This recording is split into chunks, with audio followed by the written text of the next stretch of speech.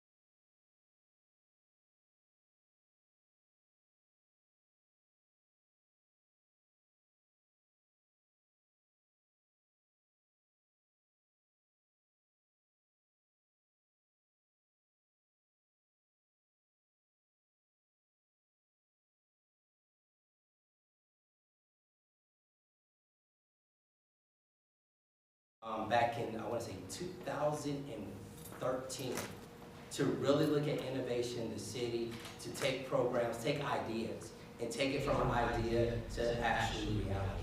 And this here is what our students are doing today. They're taking that idea, they thought about it, you pondered it, you researched, you try to see what was feasible, what you could afford, what you couldn't afford, all of that. I get it from being an engineer myself.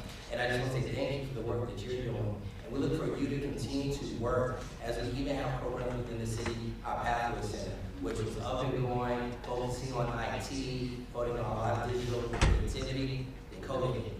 COVID changed how we operate as a community. And I know COVID impacted the work that you all are doing. But the thing is the beauty about being an Enloe Eagle is you still fly. You still find a way to move forward. And that's what this is all about. So on behalf of our mayor, who's unable to make it, but I'm glad because I'm an Enloe grad. And I love being here. And I always love coming back. And to our principals, Jordan, thank you for your leadership and allowing them to fly and to soar. That's what Enloe Eagles do. I say Enloe Eagles because I'm an MGTR grad. But continue to innovate, continue to push. And whatever the city can do, I don't know, there might be some small business grants or things that may be within the city. Let us know what we can do to continue to help you all move forward, because it takes a lot and it takes a team. And you see these 8 great minds here, you see their leader here, but a team is also those that you do not see, and that's you all. And that's pushing them and working with them. So let's continue to grow, continue to soar, and be the great individuals we can in our community. Thank you.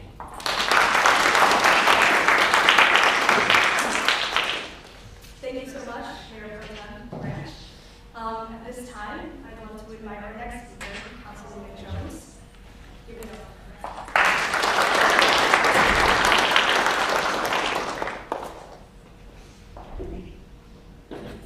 Good afternoon, everyone. My name is Jones. I'm on City Council, so I work with our Mayor Pro Tem. I'm really, really excited to be here. I'm going to echo what said to you guys. Congratulations and thank you for the work that you are doing. I'm only 2 months in, so I don't have the experience of being on City Council as a Mayor Pro Tem does, but he's laid it out pretty well. I'm also a substitute teacher, and I'm a substitute in last year for a week and a half for the video production program, so I saw Mr. Hedgeback, so I say hi to him again.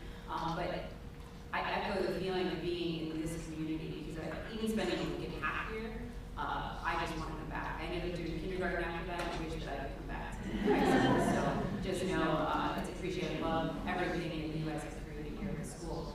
I want to just shine a light on the just thanking you for what you're exploring, the feminine hygiene across the world, and that's a big thing, and how we're helping our other countries who don't have the same advantages that we do. So I really want to shine a light on that and thank us for having the conversation. The uncomfortable talk about menstruation, it's over half the population of the world who go through it, so it's really important that we speak up and speak out. So thank you for all you do and everything you're going to accomplish and inspire others after you to do the same. So thank you, and I think we try to do.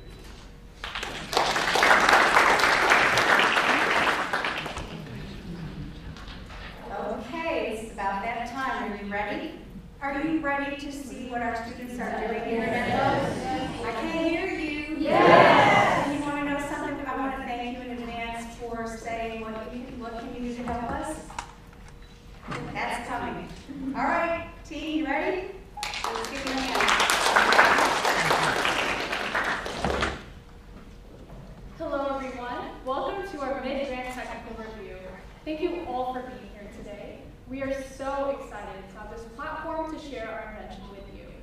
To reiterate, none of this would be possible without the Lemelson-MIT Foundation, which works to fund high school students' inventions. This year, we were one of 10 teams nationally that LMIT awarded a $7,500 grant to develop a prototype for our innovation. The grant was awarded in October, and the final product will be presented at Eureka Fest in June. And now, we're excited to show what we, the Enloe InvenTeam, have been working on since we first earned this grant. It's actually pretty normal. Whether it be from a surgery, a scraping, or a little boo-boo, We've all bled at least once in our lives. The menstrual cycle occurs 450 times in a woman's life, but we still yet to normalize it. The stigma surrounding it has prevented proper access to period products to millions of menstruating people around the world. In developing regions like rural India and South Africa, menstruation bears the trademark of a cultural taboo. Women are often considered to be evil, impure, and shameful while on their periods, and are often separated from society, healthcare, and essential resources like food and water. For example, in a country called Swaziland, girls often have to burn their pads to hide traces of blood.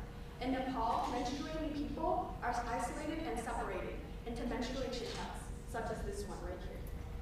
Furthermore, many women and young girls in developing countries don't routinely wash or dry their menstrual clothes and products because they are afraid someone will see them doing so and shame them for menstruation. This all leads to an increased risk of infections from unsanitary garments. But what if we could change this narrative, turn the commonly stigmatized menstrual blood into a life-saving device? Let's look at the example of cervical cancer, the 7th most prevalent cancer worldwide. Over 266,000 people die of cervical cancer each year, with 80% of those deaths being in underserved regions. Now, let's look at the developed world. We have pap smears and HPV tests to detect health conditions early enough to prevent them effectively. But in developing countries, the very same solutions are mostly inaccessible. The reason why boils down to 3 factors. First, the social economic barriers and cultural stigma we already discussed. Second, money. These procedures are extremely expensive and hard to afford. That's why, third, it's difficult for these developing nations to subsidize the extensive healthcare facilities, such as sanitary lab equipment, or highly trained personnel needed to conduct these diagnostics. For example, in India and other South Asian countries, there's, if any, screening for cervical cancer. But it isn't just about preventing disease. Healthcare is a basic need, and access to menstrual hygiene products should be a fundamental right. Yet, many suffer from period poverty.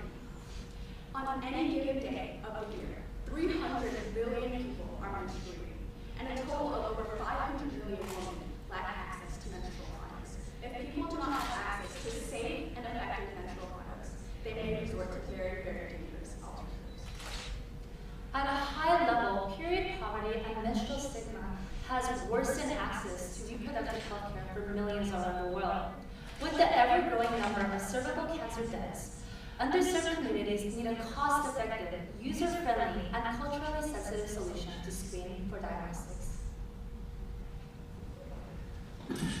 That's why we present Sensible, a novel menstrual pad that serves as a low-cost, accessible diagnostic tool for populations in developing countries. Our concept is pretty simple. We took a diagnostic test and we placed it within a menstrual pad. But there's a little bit more to our implementation than just that. That's why today, we're going to walk you through how exactly our device functions.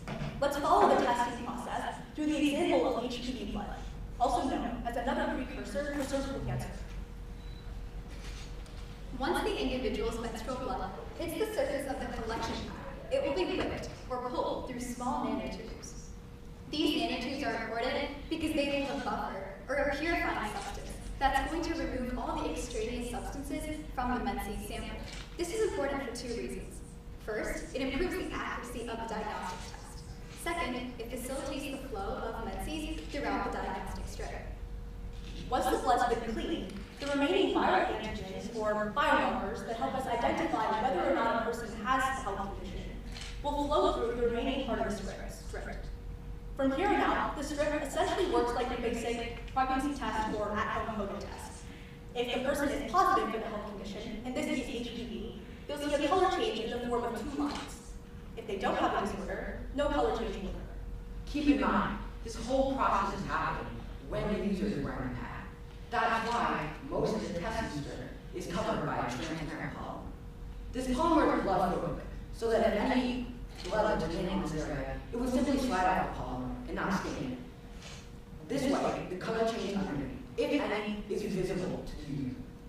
Additionally, engineering the pad this way allows for the test to be protected and making it safe to be in contact with the bowl.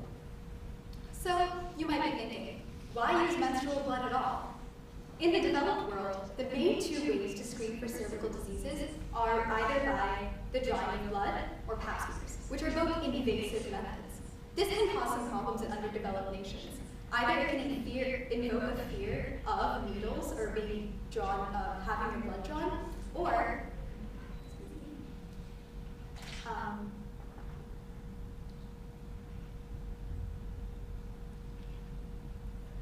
it can increase the risk of infectious disease in places where there might be unsanitary clinics. This is why we leverage the one way that our bodies naturally expel blood, menstruation. It definitely helps that our menstrual blood is just as effective as normal blood at screening for health conditions. For example, menstrual blood is 94% accurate at diagnosing whether or not a person has HPV. That's pretty similar, if not above, or at the level of industry standard. Sensible is the smart solution to a complex problem because we leverage the monthly frequency of our menstrual cycles to routinely test for health conditions like HPV. Menstruating people use between 1 and 7 disposable period products for every day of their menstruation cycle, which can be between 3 to 7 days.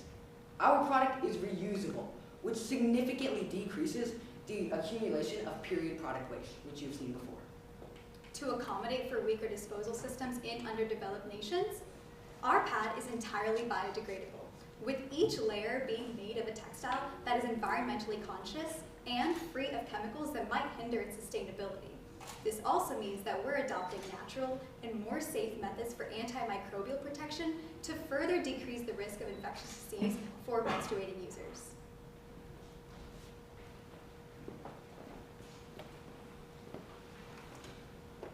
Sensible is more than just a diagnostic apparatus. It's an avenue for users to access quality menstrual hygiene products by considering all the factors that affect their comfort, safety, and environment.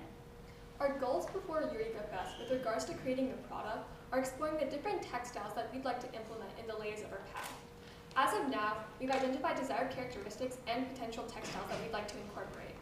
Following this, we plan to conduct experiments on absorbency, wicking, pathogen resistance, and biodegradability. Concealing our testing strip with the transparent polymer is key to the functionality of our diagnostics.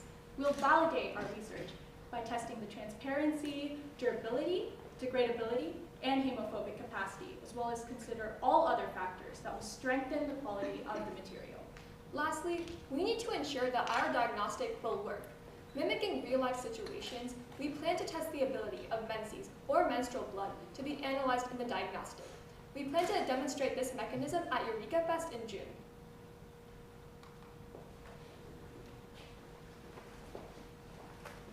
In addition to the research and development at Sensible, we aim to begin deeper conversations regarding menstrual stigma.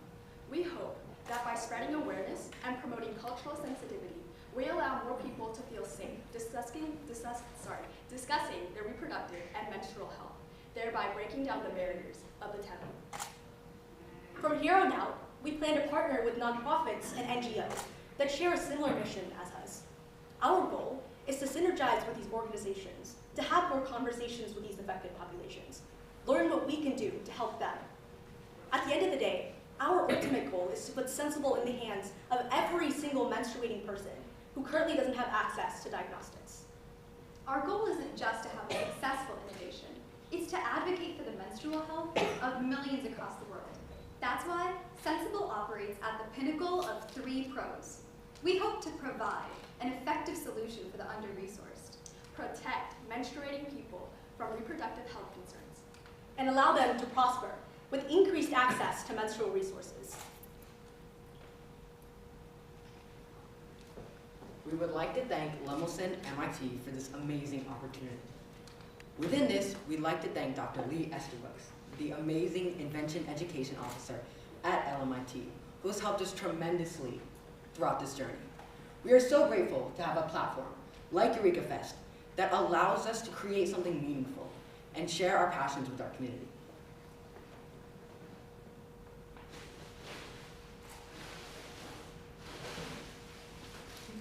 So, Dr. Esterbucks, we appreciate you so much and for helping us throughout this journey.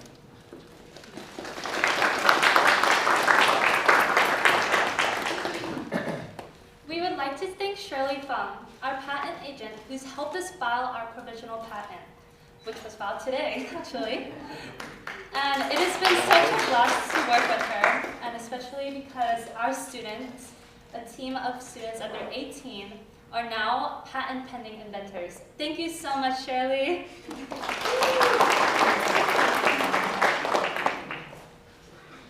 Now, while we are an entire team of incredibly passionate, incredibly driven high school students, Sensible wouldn't be as what it is today.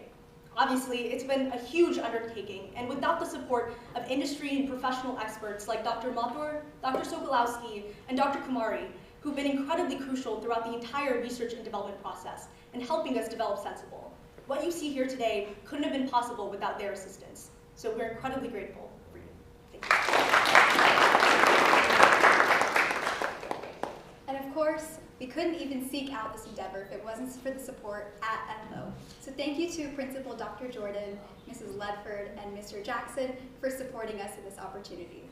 Most importantly, we'd like to thank our amazing advisor, Mrs. Kelly.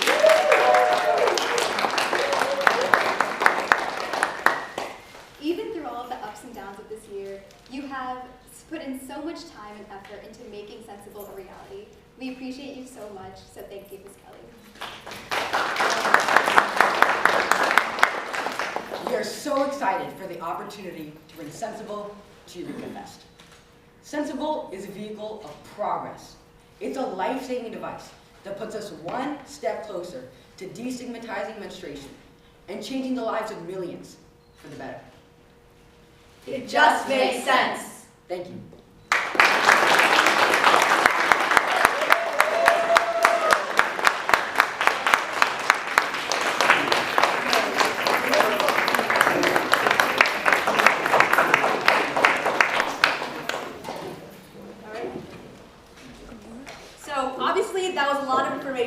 A lot to unpack. So to fill some time, but also because we would love your feedback and to answer your questions. We're going to take some time now to open it up to the floor to you guys. If you guys have any questions, we're going to have Felicia, our amazing moderator, run the session. So take it away. Hi. So if anyone has any questions about the project or the team, go ahead. Just one question from the nano buffers. Yes. Has any of your materials, are you using pre-existing materials to complete it, or is it something that needs to be created? So we'd love to look more into that during the technical breakout, but we are hoping to use something that is that's pre-existing. Of course, if we do need to engineer something a little bit differently, we would be down to do that too. Any other questions? I'd like to know a little bit more about what the development looked like, where it happened. Sure. So to kind of take it back a little bit, earlier we sort of talked a little bit about where this project initially started. So you can think of it as sort of a pretend project, like those innovation challenges that you do for school organizations, clubs. And so as a part of HOSA's medical innovation project, we came up with this idea to create a pad that had a diagnostic test sort of embedded inside of it. And then as we went to competition and we did pretty well actually, we saw a lot of promise in what we were bringing to the table. So we were like, let's take this not so real thing and make it real. And so from then on out, we sort of looked out for more funding because obviously science takes money and support and connections. So we were incredibly lucky to connect with Lee and Lemelson-MIT Foundation. And so with their support now, we've been working almost like hours and hours, almost every week. We meet, have our weekly scrums, and sort of work on developing a product that we can bring to the world that's functional. So right now, sort of, it's been conceptual and we've got prototypes kind of going, but by the end of this year, in June, we should have something fully functional, and that's our objective. So I know this is going to happen. I have full confidence. The demographic that you guys are reaching, I'm curious to learn a little bit more about. It's a very lofty goal to reach everybody, although ultimately we hope that does happen. Based on your research, do you have a specific demographic of women age-wise or kind of location-wise that you're hoping to reach first? Sure. So our product initially was targeted towards populations in developing nations, where we discussed a little bit about how they don't have resources and they're the ones who are most in need of a product like this.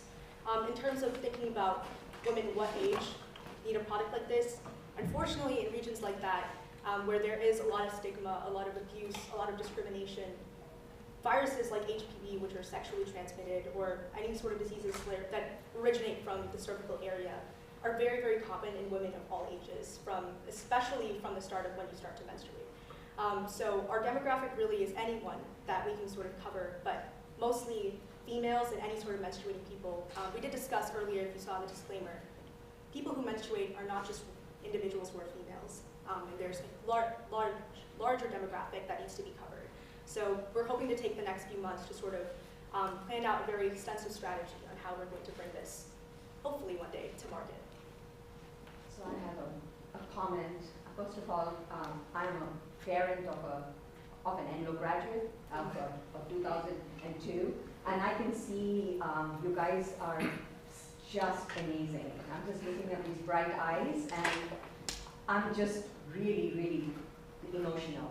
I'm also a physician, and you all talked about NGOs. So I just came back from India a week ago, and I'm affiliated with this Adivasi population.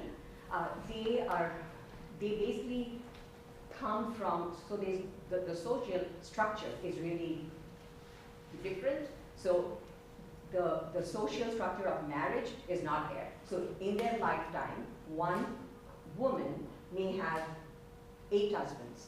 And they work as a family or a cohort. So when I go to volunteer, say there's a child who has a broken collarbone, we have one mother and 8 fathers.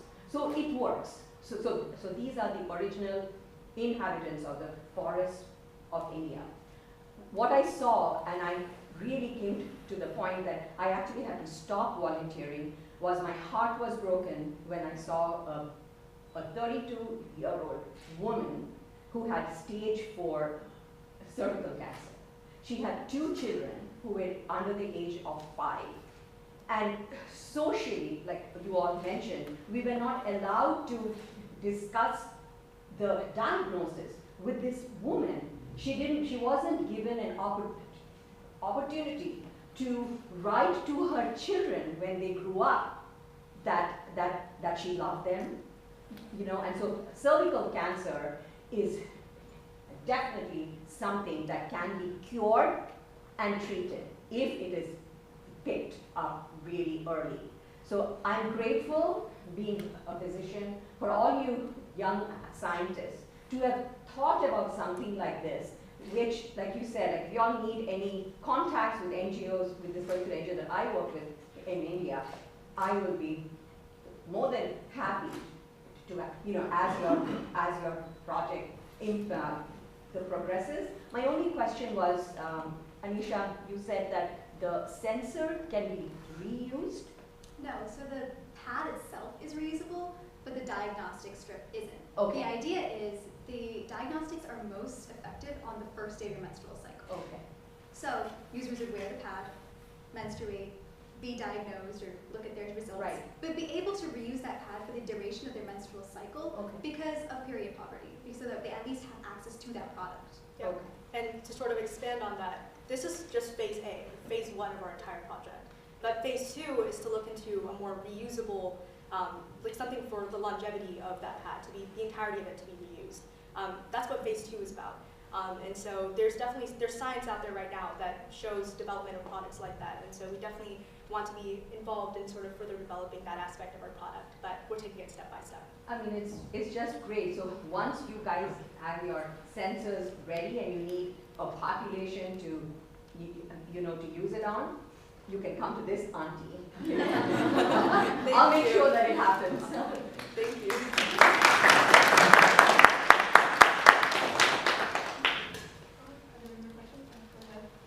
Just a comment. Something that I know that we've talked about on the city council is how do we tell our story? And it's something that we as a city are trying to do a better job of, but you guys are doing phenomenal. Like, telling this the way you guys presented it, it's so inspiring and it makes us emotional. just the work that you've put into it. So I just want to commend you. I don't have a question, but I just wanted to commend you on the work you've done so far, and just keep going, keep soaring. Oh my gosh, amazing.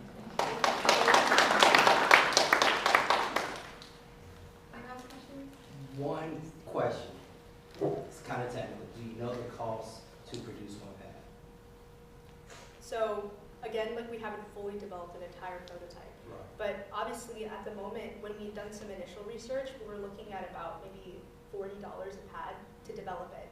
But obviously bringing costs down is something that happens over time, and $40 to develop was a very crude initial prototype that we had sort of drawn up about 6 months ago. So obviously with some more time, hopefully by June, we should have a better answer to your question. Any questions? I have a comment. I'm not familiar with what the process will be like in June, but to echo, I think part of what you guys were saying, the fluency that you have when you're presenting and when you respond to questions is really, really strong. So the time that you've put in preparing has paid off.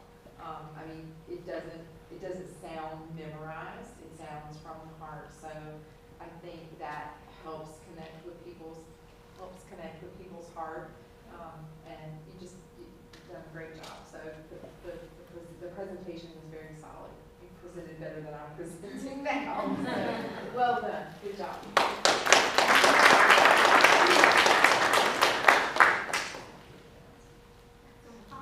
Would there be a possible outlook for maybe making this product also work in like the form of a tampon or other types of menstrual products like cups or other things like that?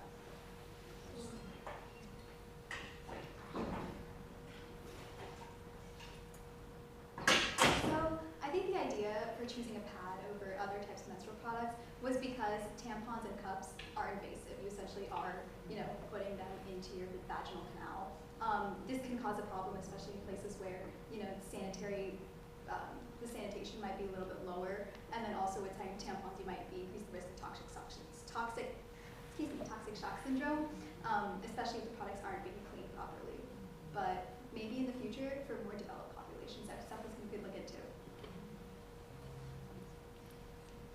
Any more questions? Well, I think that was an incredible presentation. Just get over the Zoom.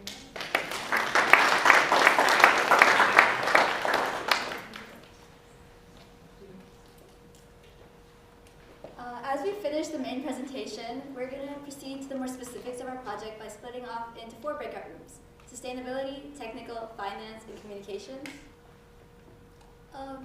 We will split off the group with So maybe let's have this half of the room, divide yourselves maybe half like this, and then we can have this first group heading over to financials over here. We can have this second group heading to sustainability in the middle, and then as for this half of the room, sort of split yourselves in half. We can have this third group heading to communications first, and we can have that last group over there heading to technical first. Longer breakout time.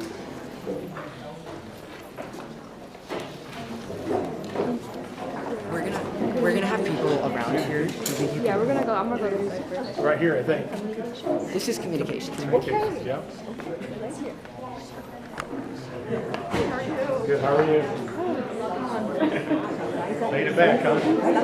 All right.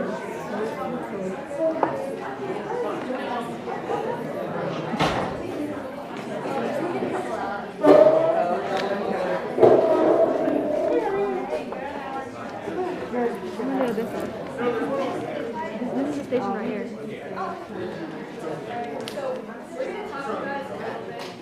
this our group for today? Oh, no, don't do it. I'm not doing anything. Once everyone gets in the proper place. Situated. Yeah. Alright, you're good now.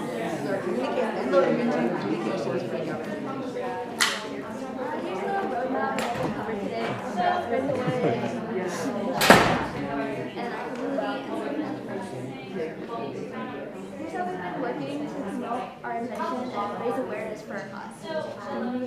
The first step was reaching out to local newspapers and stations, WRNL, ABC Web, and the news system. We also advocated for school by reaching out to the newspaper, news broadcast, and the yearbook. Yeah.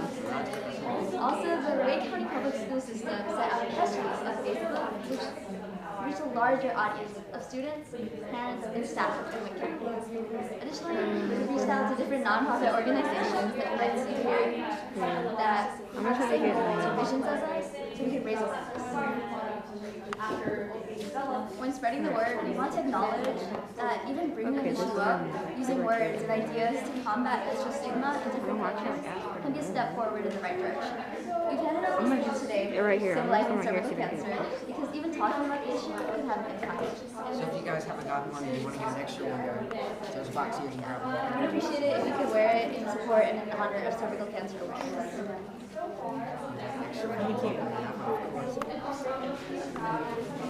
So the next topic we want to cover is communication with professionals. So I know in the acknowledgments of our main presentation, we shouted out some professionals we've been working with, more to depth about what we learned in the topic. So we first talked with Dr. Eva Kumari, a research scientist and a professor at Harvard University. When we had first been awarded this grant back in September, she helped to kickstart our research process and help us understand what kind of research we should be doing and what we should be doing. We then talked to Dr. Kapita Mathur, a textiles and polymer science professor at NC State University. She really helped us. We got on a Zoom call with her to help us look at a regular pack, right? What a regular pack would look at, its properties and its components. To really break that down. Then we talked about a professor at the University of Oregon who's been awarded numerous grants around and she helped us look at what our path would look like, what the layers would look like, where we place a testing strip, and more details about that. Aside from people in the textiles and medical industries, we've worked with our patent agent, as you saw before, we're patent pending, which we're super excited about. So we've been working with Shirley Fung, actually an alumni of MGTR, who is now a patent agent. And she's been helping us with non-disclosure agreements, prior art concerns, and provisional patent applications.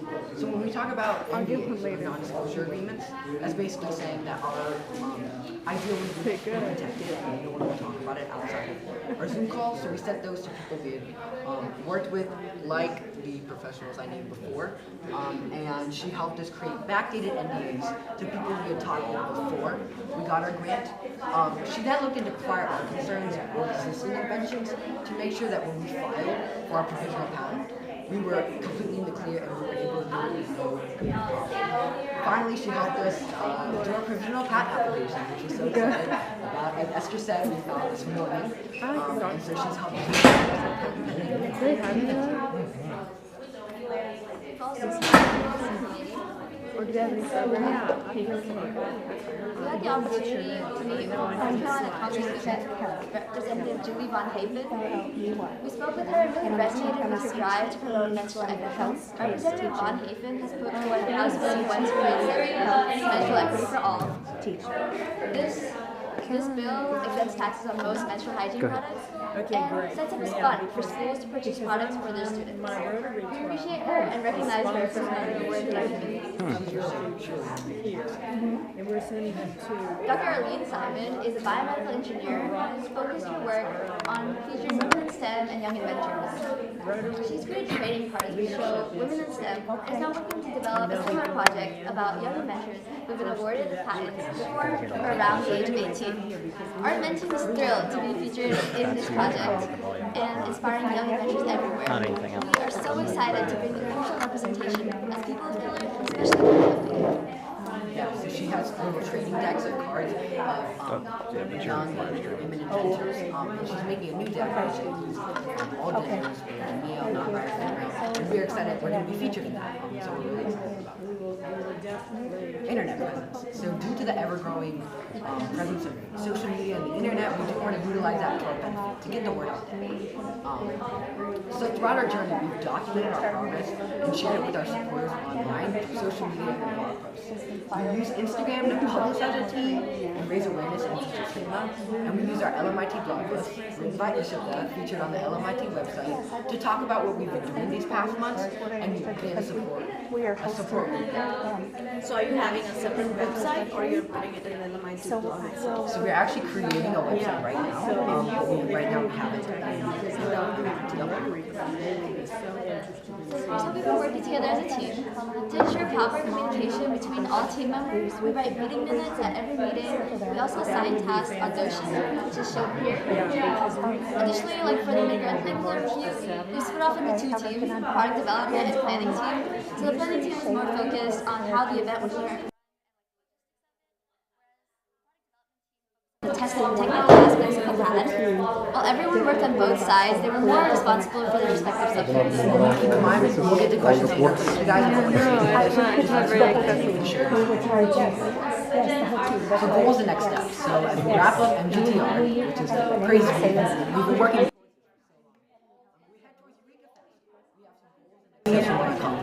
not only as a whole team, but as a college team.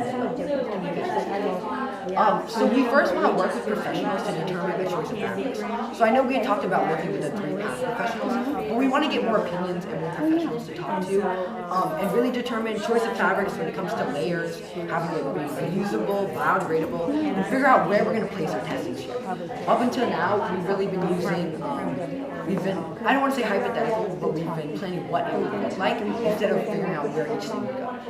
We then want to partner, as Ishita said before, with various nonprofits that have similar support, that have similar visions and missions as us, because I think it's really important to partner up with places that have a bigger following so that we're able to reach a bigger audience as well. Finally, we want to reach out to news stations to spread the word about combating stigma and period poverty, because it is a really important issue. Before we end it, I do want to say, like, as a communications team, the 2 of us are a part of the but we've been working on that, in the field, looking at that kind of stuff. But we've been also, in the background, sending out emails, creating Zoom calls and Google Meets and stuff like that, and securing connections with people. And so even the little things, for example, we're going to dinner tonight. Even the little thing that just makes such a difference. So it's a conversation with what I'm saying. So for which NGOs this is the end, but before we do take questions, we do want to display these. So this is our Instagram and our blog post. So if you want to scan us, maybe give us a follow, check us out. And then we have blog posts here. We have more blog posts on the website, but we have some laid out if you guys want to check it out. And yes, now I'll open the floor to questions. So for which NGOs have you successfully looked in? I mean, I know you guys are reaching out, but has there been anyone who has started partnering, or it's still in the process? We haven't really reached out to NGOs yet, but we've been partnering with different organizations. We have a couple on the live stream today. We talked to North Carolina Diaper Bank, and there's a club at NC State called the Black Period Project, where this girl, she noticed that there was a black period product accessible to people of color, and she created this project. So we've been in contact with her, and hopefully we'll start partnering. I have helpful tips on that. So I'm a part of the Kiran, which is for domestic violence, and exactly, and that would be a great place because those women are at risk, right? Yes. They've either have multiple partners, so they are at high risk for HPV. So that would be organization. I do want to know when after this the breakout room is done, you guys, we're gonna have a feedback form. Yeah, I created, and there is a space for contact. Yeah, sure. That would be Thank you so much. Yeah. I found your story so touching. Yeah, and I feel like the NGOs that I have been associated with in India for like 25 years now, they would be thrilled, I think, because I think that's a This a is nascent, a target population. it's a nascent population, and Yeah. that is one woman with 8 male partners. That's HPD, like staring at you at your face, right? So those would be the places, but I think you guys need to move a little bit forward before we do that. But the Kiran, I'll give you the contact. Thank you so much. Yeah. And you know, when we're inviting press and businesses like this, most news organizations only like to look at things if there's a big flashy event. Right. So after we send out thank you notes and post MGTR emails and stuff, I think we'll get some more coverage because it is really important to like stop the stigma. Because I know it's very uncomfortable for people to talk about this, and I know I've gotten questions before, like it's talking about menstruation and there's 7 girls and 1 boy. Why are you the only boy? And I think that first of all, everyone should be represented. This is a problem that needs to be addressed immediately. And if we have girls talk about it, that's amazing. We need that. But we need to have more people reach out, be like, I'm comfortable talking about it. It is a problem. It may not directly influence me, but it can directly influence people around me. So that's very important. And I loved your enthusiasm. So when you go for your fest, Eureka Fest, don't look at anyone else. Just keep this inner passion. Thank you. You guys are amazing. Thank Just you. amazing. We're at the rooms for another probably 2-3 minutes until we switch. So there is nothing left. Yeah, that's absolutely. Rest. If you guys want to go get some food, We'll get some snacks. The jib's on, we're good. The jib's on, we're good. I'm gonna go over here. You could move the chair. What'd you say? I'm so sorry. I know I'm saying I'm gonna start moving. Just don't move yet, because we're gonna switch breakout rooms. Don't move yet, because we're gonna officially switch breakout rooms. Well, she's not because they're gonna switch breakout. It's like 10 minutes. It's like everyone's gonna change at once. Well, Well, we want to cover different stations. Like yeah, like after 10 minutes, then everyone will switch. You'll go to that station. I think they mean we're gonna switch when other people start switching. Okay. It's okay. There are like 10 different ways to say the same thing. Anisha. Hi, everybody. Okay, you can start moving down. Hi, everybody. I know that we finished a little early, so let's go ahead and switch breakout rooms so you guys can see everybody. So if you were at the technical breakout room, why don't you guys go over to the communications right over there. If you're at the communications breakout room, why don't you move to the finance right over there. And if you are at finance, why don't you move to sustainability? The sustainability will move to technical. Just go around in a circle. Thank you, guys. Not me saying Nancy, right? Alright, we're gonna be recording on this side right now, so if y'all are good. Okay. If y'all want me to go to a certain place, I can, but I need to be close enough so we can hear you. I think we're good. Try to come more like right here. Okay. Yeah, I don't want to be. I like to come over here. That's fine. Yeah. For college? Hey guys. For something else? Okay. Yeah. I'll get back to you. That's funny. Is it NC post now? Wait, so is this going live right now? Again, no. Oh, okay. This one's the recording? No, that's the live stream. Oh, this is. It's not on yet. We're using that camera. Okay. We're gonna switch when. Oh, we're doing the thing where it's only that one. Yeah. Oh, okay. I'll switch. You guys want a photo? Sure. Wait, give me just 1 second. Okay. Go on that side. I was like, sorry, we just took that photo. Okay.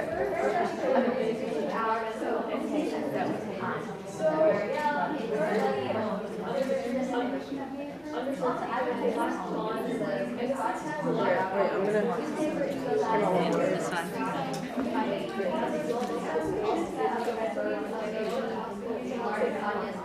Very good. Thank you. Okay. Y'all mind if I put my stuff right here?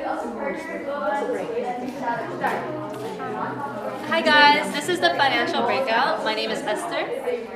And I'm Samantha. And we'll be starting. Esther here is our financial lead, so she's gonna go. I'll go into details about what our financial team does.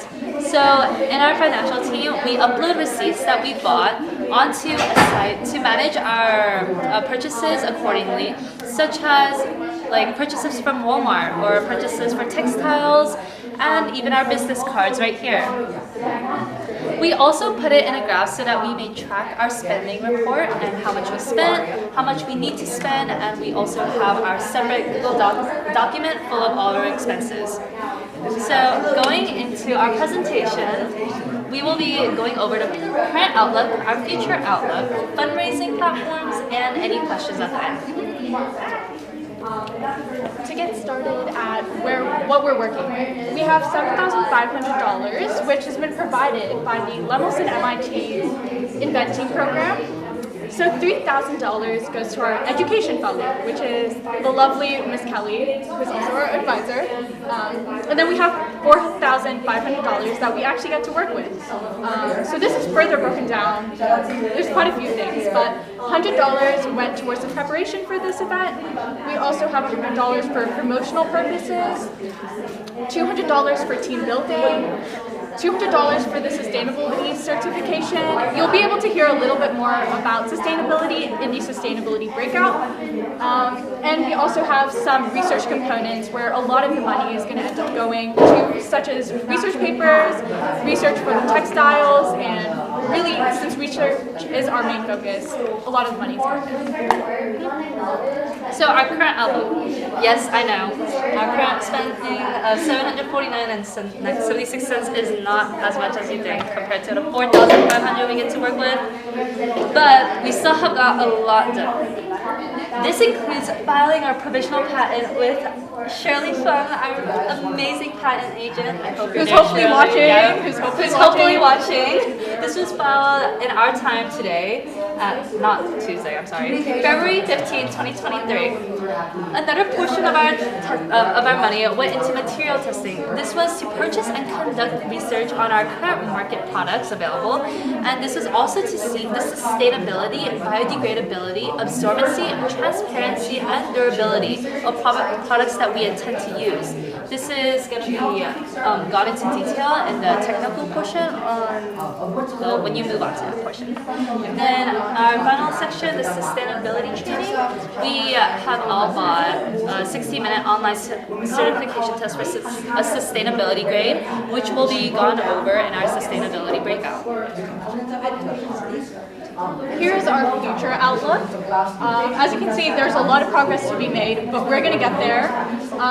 In the months of March and April, we hope to spend $1,700. May is going to be $500, and June is going to be $100. June is also when Eureka Fest is, so we're going to present our final work on the MIT campus.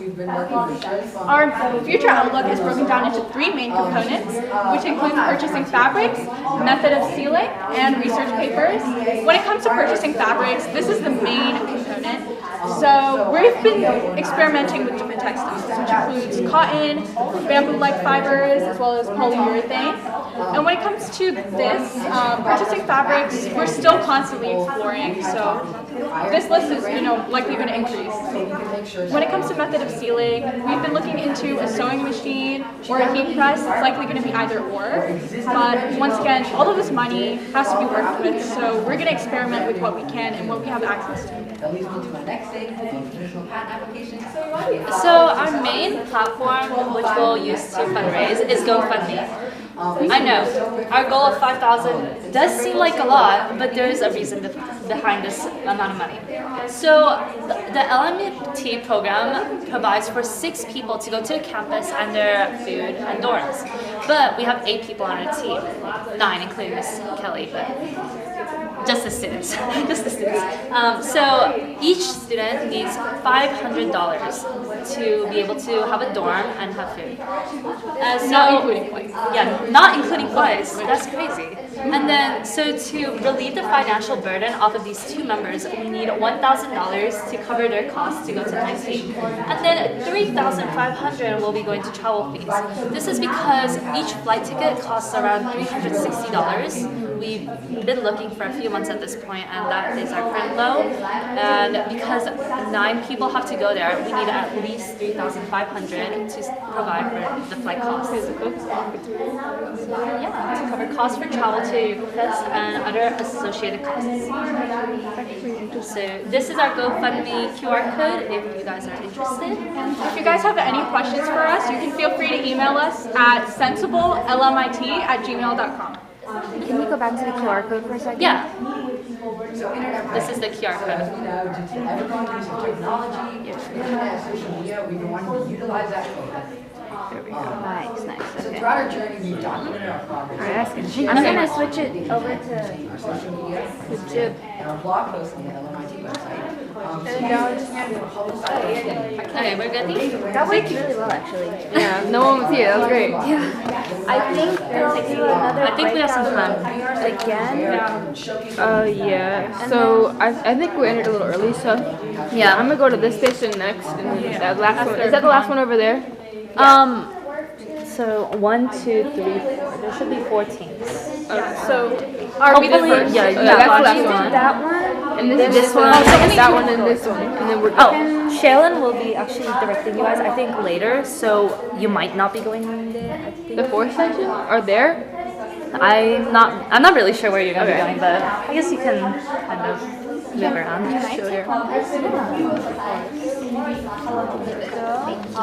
think we made too much of these, to be honest. We can just like hang them around school. People can be like, what's going on here? What, they're good? Well, as a whole team, but especially the community. So we want to work with professionals, more professionals, get more experience to determine the choice of fabrics when it comes to our layers, where back to the strip, looking at the biodegradability and visibility of our mat. We want to push or press some of the focus to get the word out there. And use our shipping stations to spread the word through back yeah. So as a communications team,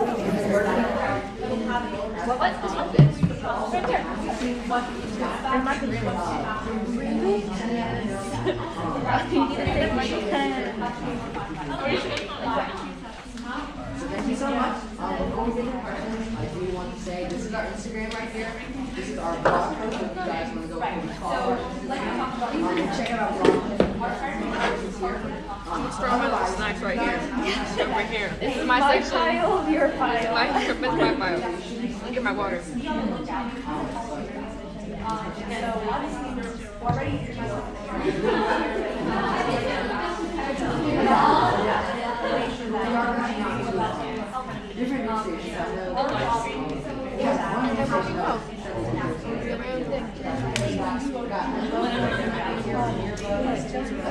I need to go get some more. I haven't got like my favorite. We did this again. This place is really good. They have it like right here.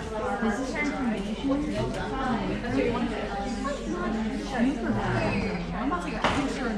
Yeah, we're gonna be like posting these people on Instagram.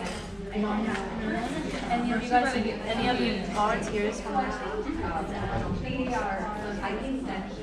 Oh. Yeah, that's the we're gonna stop by. Who found this like on your I know. It's really good. It tastes like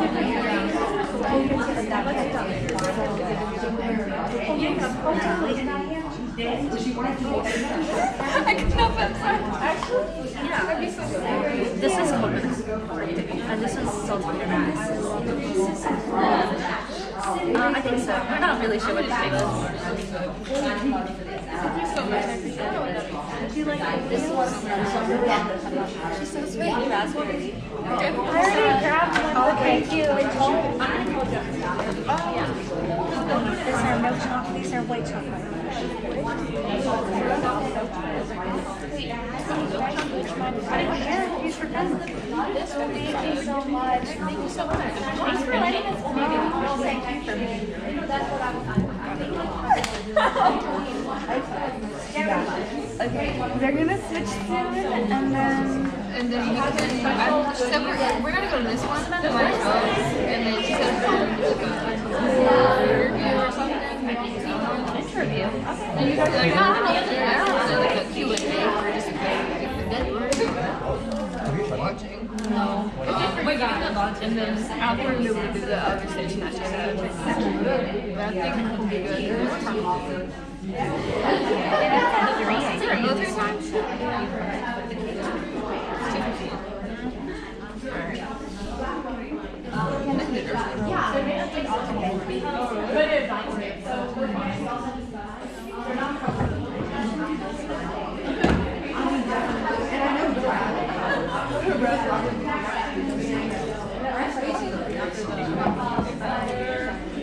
Here is the different cameras. So right now it's on camera 2, which is the jib. Camera 3 is like the preview. And this is like where the audio is.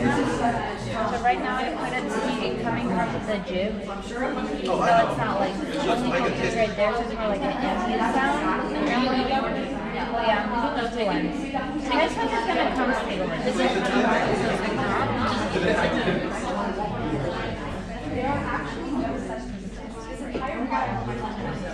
I'm making this weird.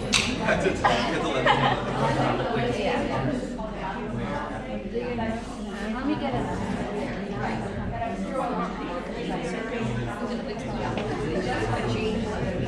I think we have the most access.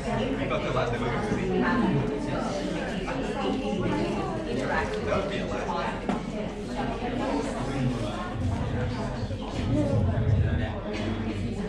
Electronic healthcare, anesthesia.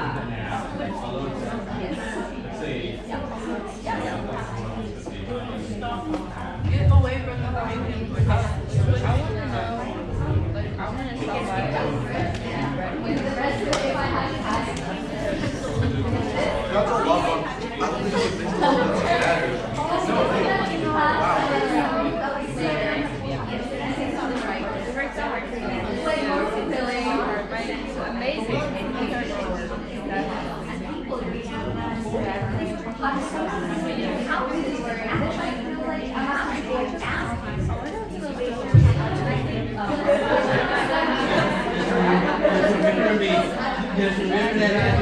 Hi everyone.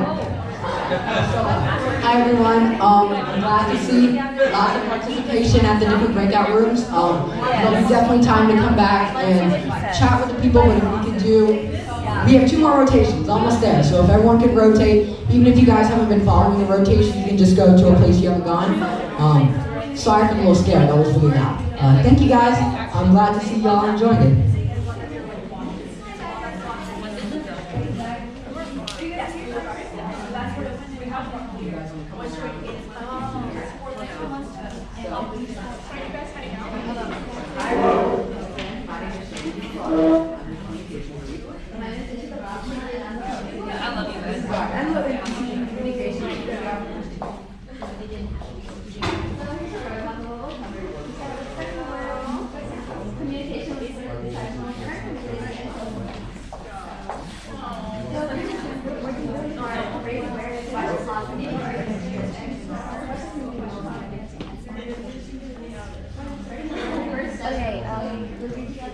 Hey, wait. I'm gonna switch to Here are your activity bus changes.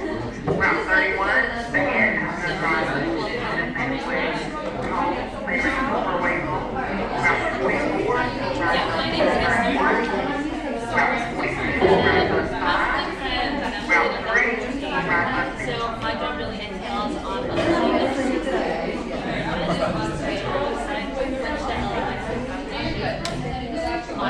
For the viewers. Alright, you have 3, 2, 1. Hello. So we're going to walk you through my name's Nandini, by the way. I'm Smriti, and we're going to walk you through our sustainability strategy. So our sustainability strategy is centered around 3 pillars: the environment, economy, and equity.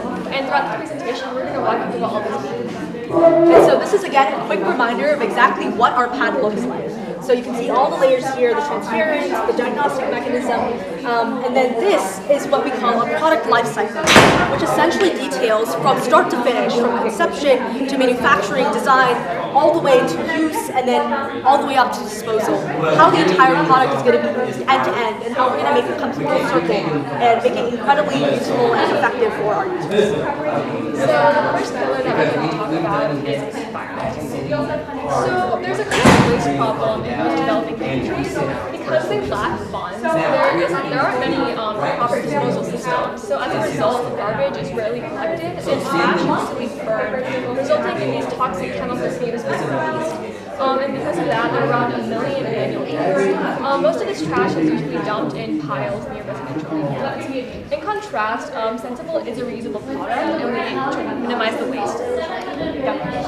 And so beyond just something that's reusable, and at some point, even though it's reusable, it's going to be disposed of. That's why we've made Sensible entirely biodegradable. It's going to be synthesized from textiles and environmentally friendly like hemp, jute, organic cotton, bamboo for antimicrobial properties, and thinking about those transparent layers, making them from textiles that decompose very fast. If you look here, 2 to 5 months. These materials are decomposing incredibly fast, which is very crucial to making our entire device environmentally friendly. So you might be asking, why biodegradable? Well, most disposable pads on the market, they increase waste and take around 800 years to biodegrade. In contrast, Sensible is a 100% biodegradable product that reduces waste. And because it's biodegradable, it can actually increase soil fertility and plant health, which is actually really important because in majority of developing regions, there's a lot of infertile soil. Yeah. So again, to sort of recap, imagine we talked about earlier how waste ends up in piles beside people's homes because they don't have these effective disposable systems.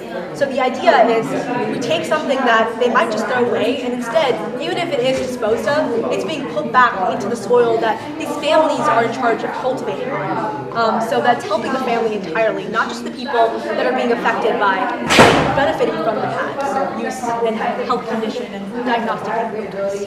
So the next pillar that we'd like to talk about is the economy. So you might be wondering where most of our materials are coming from. Since most of the textiles that we're using are plant-based, we also hope to use recycled cottons from landfills. We plan to vendor local mills and farms to minimize the transport pollution, and we'll only source materials from companies that promote fair trade and sustainable practices. Our last final pillar is equity. So in terms of making our product equitable, again, as we discussed earlier, we're making the pad very accessible, and our objective essentially is to make it accessible to underserved populations. So that means creating something entirely low-cost.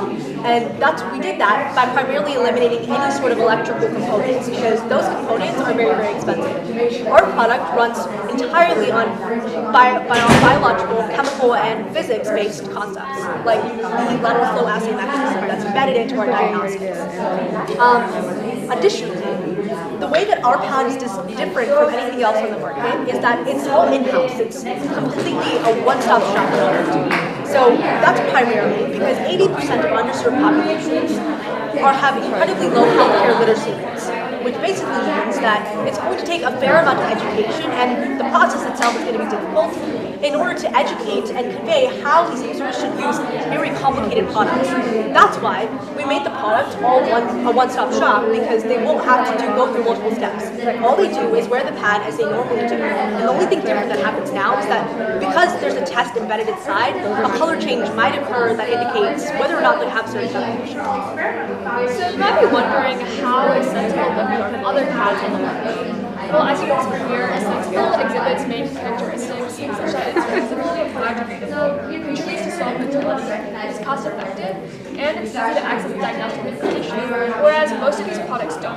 For example, Human, although it is a biodegradable product, the testing strip has to be mailed to a lab, and in many developing countries, that process is very accessible. In addition, the product Always is a disposable pad that increases waste in landfills since it takes many years to biodegrade. Finally, we've detailed to you everything that we've worked on so far, but there are obviously some steps that we still need to take. With that, between now and Eureka Fest in June, our goals are to make sure that every single person on our InvenTeam is certified with the SolidWorks sustainability training. Furthermore, our hope is to completely 100% finalize our textiles and materials that will be embedded into the pad by keeping those 3 pillars that we discussed in mind. Finally, after going to Eureka Fest and having a very strong proof of concept, our goal is to bring Sensible to the people. To do that, we're going to need the help of manufacturing facilities and vendors that are going to help us source our materials. And so again, we're going to keep all of our sustainable practices in mind when we go into our meetings. That's it. Thank you. Thank you so much. You're good. You're off. Oh, awesome.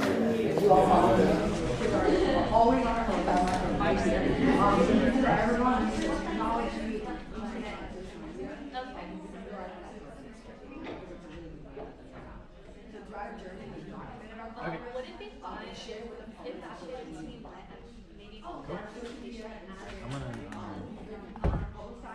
March 7th? Okay.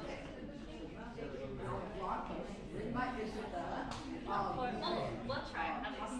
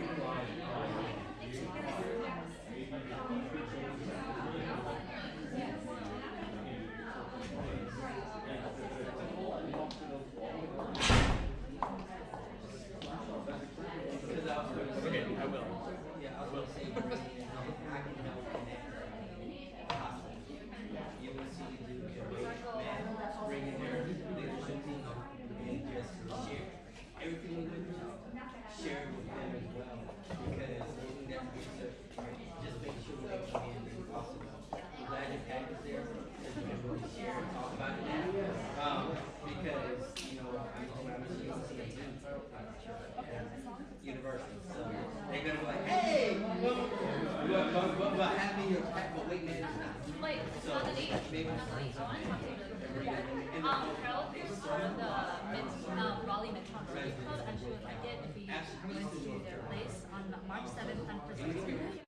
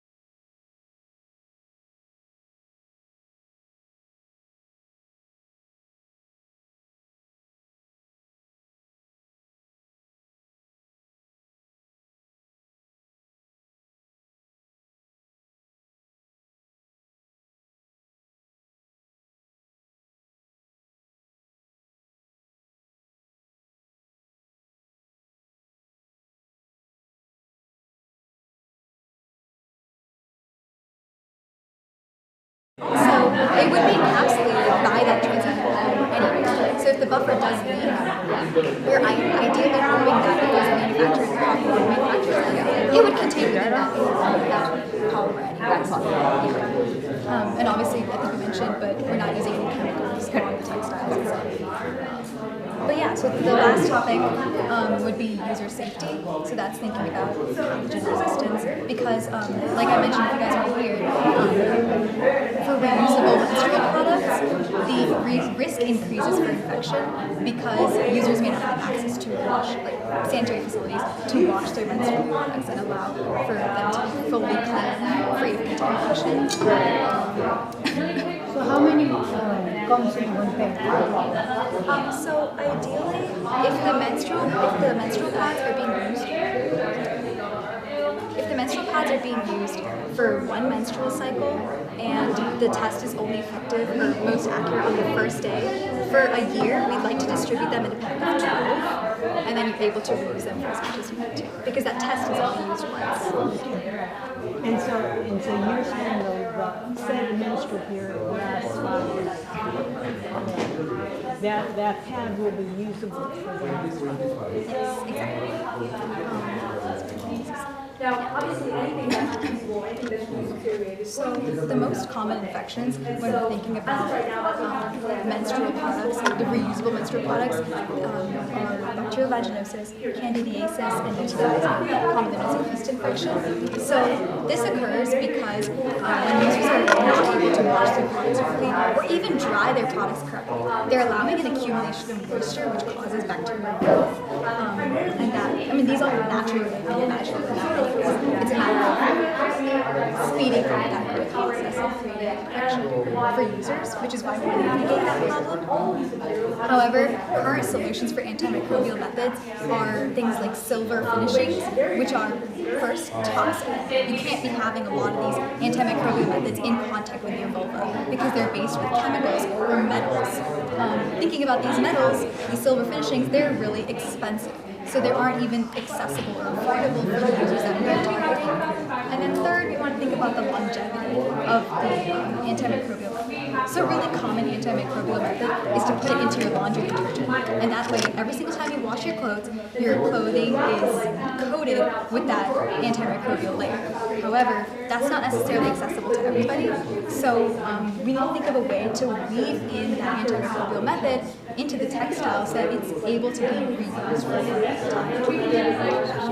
Go back to the previous slide. So any of these common infections, are they occurring today with the existing problems, like existing products in the market today? Not with the disposable ones. So we took this from a study that was done in British, and basically what they had done was they looked at the types of menstrual products that women were using and compared the people that were using disposable and reusable products. So these are happening with the reusable products that are yes, so with the reusable products, they had an increased risk of these two specifically. So question, so are you guys making sure to take care that these infections are not going to take place with your product?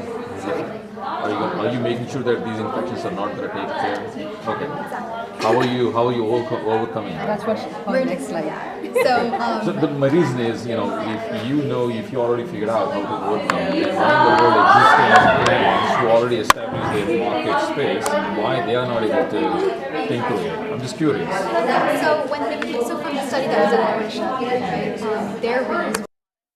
Any kinds of rags that they kind of have. So if they're using a rag that they have in their home or towel, and then they're not washing it properly, they're letting it dry in an enclosed space, they're allowing moisture to accumulate and stay within that period. For 3 weeks, and their next menstrual cycle begins, they're reusing it, and then it's causing an accumulation of that bacteria in the vagina. So that's what we're trying to do. If we're giving them the menstrual product itself that has some kind of antimicrobial coating, even if you're unable to wash and dry it properly, ideally, we'd prevent the risk of these infections.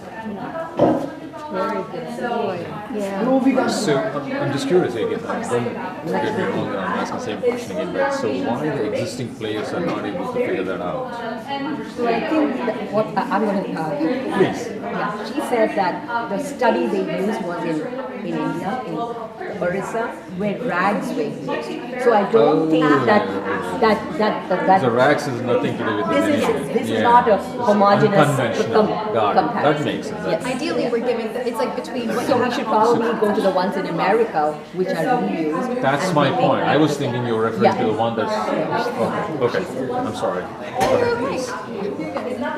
Okay, so looking more into pathogen and antimicrobial properties, we looked at a few different things, and they're all applied very differently. So first, Modus microfiber. It has a lot of antimicrobial and antiviral properties. It's also very soft, light, and breathable. So applying it down there will be very comfortable and safe for the user. But one problem of this type of fiber is that it's very expensive to produce and also very resource consuming. So if we want to make a pad that's more aimed towards low income and developing countries, we have to kind of find a way to lower this cost or find a textile that kind of mitigates this kind of cost of research.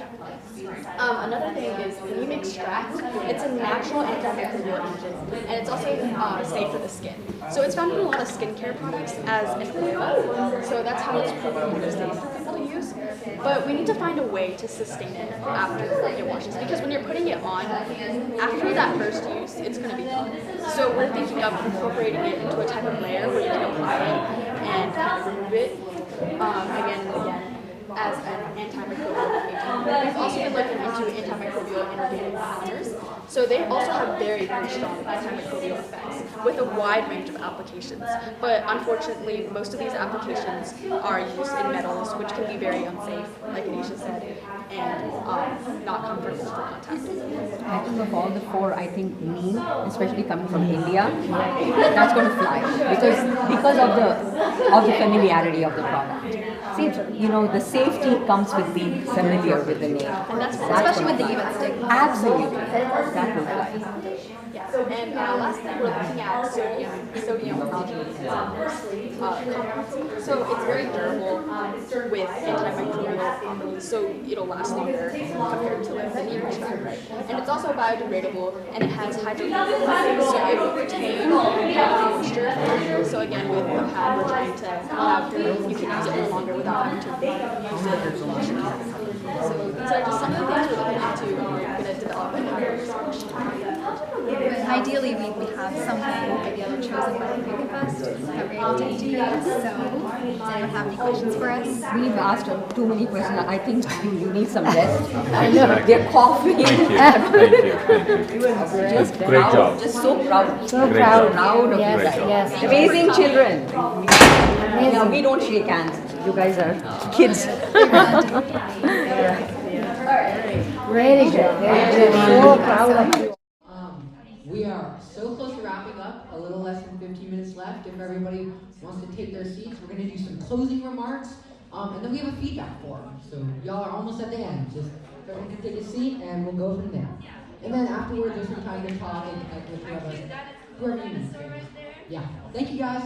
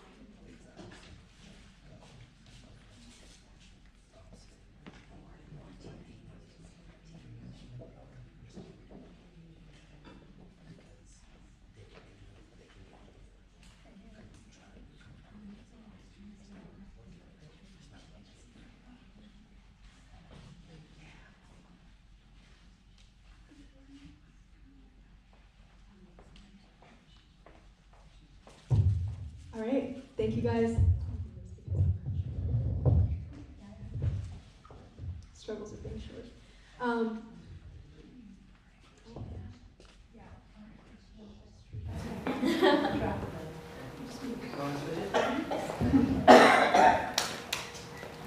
I told none to be vertically challenged. That's my word. All right, so, sorry, a little interlude. Thank you guys so much. I know that took a lot of walking around and stuff, but I hope you guys learned a little something beyond than just what we showed you in our main presentation. And so obviously this was a lot. A lot went into this, and thank you guys so much for coming out today. Because one really big thing we want to make sure we get from you all before you leave is some feedback, because you guys have listened, you guys have watched, and you've learned, hopefully. And so we want to know how to better communicate this, better innovate, better develop for when we do take this to the big stage this June at MIT. And so if you all are willing, pull out your phones and scan this QR code to take a quick like 2-minute survey. And so we'll give you guys some time to do that, and let me know if anyone's struggling to access the link. There is a couple pages, but like most of them only have 3 questions, and they're agree or disagree questions. Yeah. And then there's obviously space for comments. Is that okay?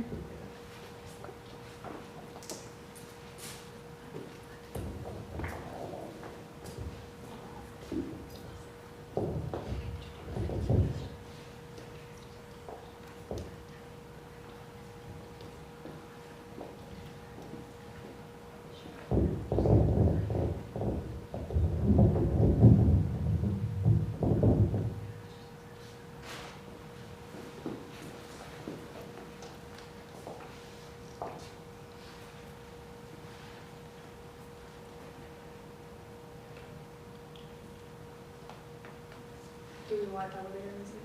I was playing Jeopardy in my head. Same. See. Alumni. Thank you. Alumni. Yes, this is the one we need to delete right now. Yeah. Yes, yes.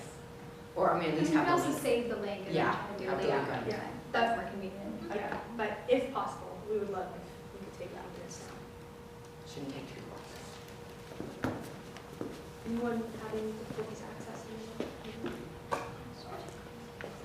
Can I offer a few closing remarks? Definitely. Feedback?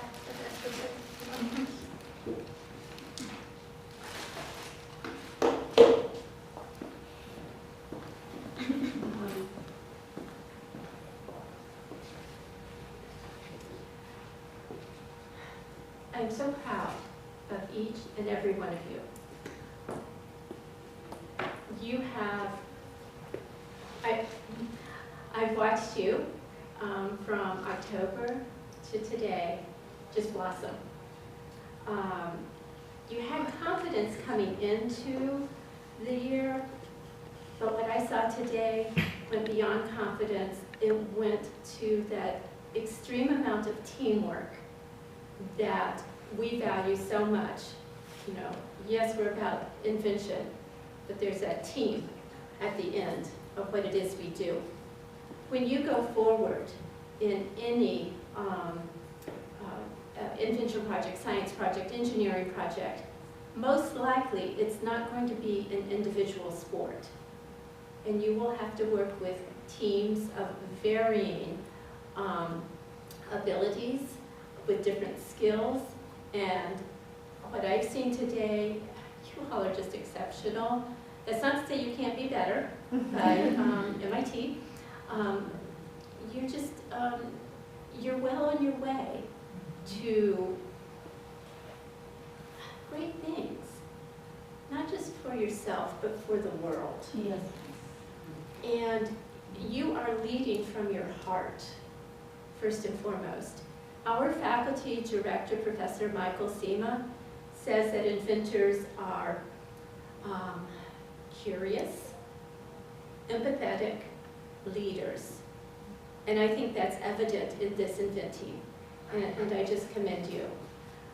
Ms. Kelly, thank you. This is not easy for a teacher to basically let a group of students lead. it's hard to just be that facilitator, but you've done it so well. And I think that these students have helped to make it easier for you. But what you were doing is extraordinary. We ask our teams to put in 250 hours beyond the school day within that school year, and you're seniors, some of you. You're applying to colleges, some of you. You're taking AP exams, some of you. You're just trying to figure out as freshmen what the heck it is you're doing here at Enloe. And this was just an extraordinary presentation. They wouldn't be here without you. You know, HOSA offered them that opportunity to try out an idea. And the idea was well received. You emailed me, and I said, oh my goodness, what is this project? How are we going to be able to work with this project as an InvenTeam, as a high school team that I do not have? Some of you may know what an IRB is. We don't have that capacity in our program to offer an IRB for them to actually do the research. So they've been very willing to take me along in their journey, but also understanding why as an InvenTeam grantee, we can't go over certain boundaries because of human testing. You guys are just great, and I will continue to work with you so that when you come to Eureka Fest, you will be so comfortable presenting without the technology that you have in this room. So thank you for what you've done today. Thank all of you who are still here. Thank you, Ms. Kelly. It's been wonderful.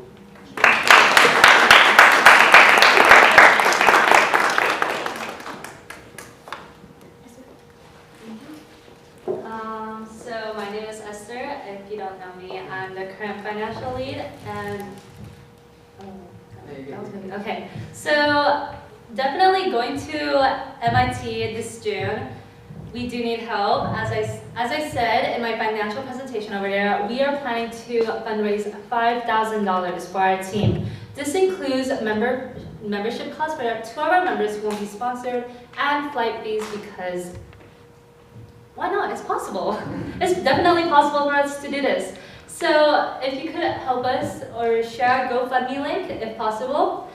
We will be on our journey and posting our progress throughout our GoFundMe links and on our Instagram. So please check out those handles, and thank you.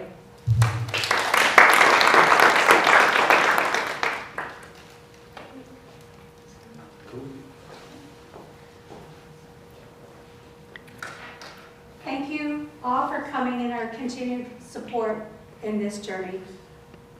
Today we hope that we inspired you to partner with us, because we really can't do this without you. And we are so grateful for the kind words, for the partnership and the community connections that you all allow us to have. Remember how I said, what would we do? What would that look like? I hope you got just a glimpse of what the beginning is starting to look like for this InvenTeam. And the next steps of sensible, it just makes sense. Sensible? It just makes sense. So we would like for you to join us. We would like to say sensible, and let's all conclude this time together by saying it all makes sense. Are you ready? Are you with us on this? Yep. Yes? Sensible? It all makes sense. Have safe travels. Thank you very much. Thank you.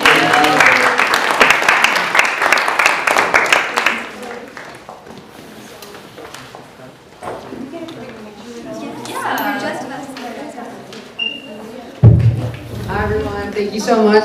As you go out, we can help you find your way out if you guys need it. And then last thing, so we have that gold box right over there on the communications table. If you guys do want to end up taking some more cervical cancer pins, we have so many. And if you would like to stay back and talk with any of us, you're more than welcome to.